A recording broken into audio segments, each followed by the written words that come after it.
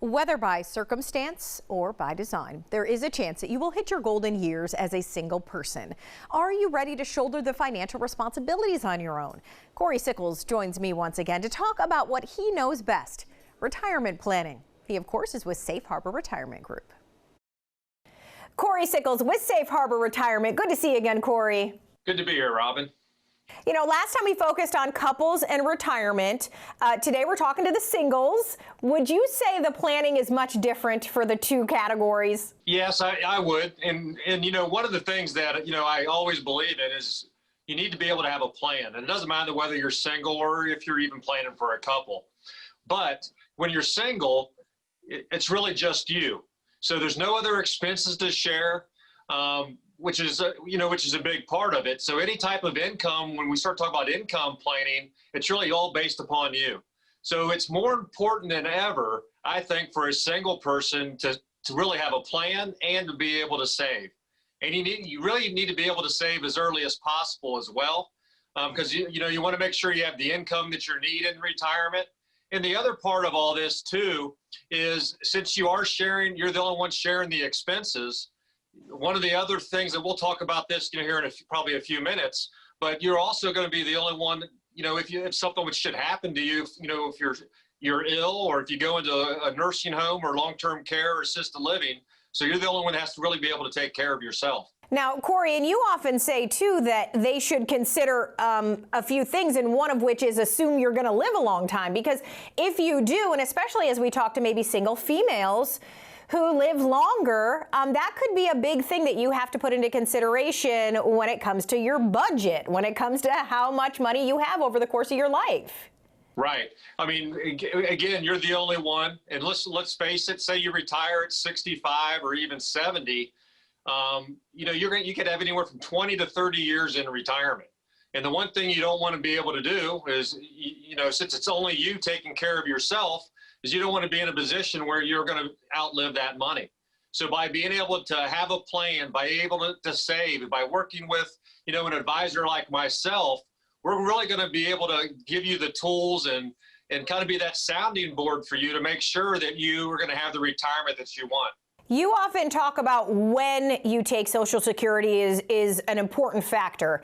Is that the case for a single person as much as couples? Yes, and then, the first part is Social Security can be such a big part of someone's income in retirement, and it especially could be true, if you're single.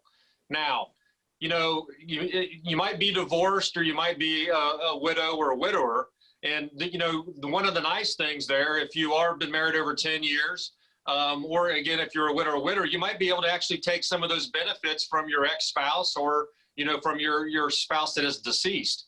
Now, if you have not, then it's really all based upon your work earnings.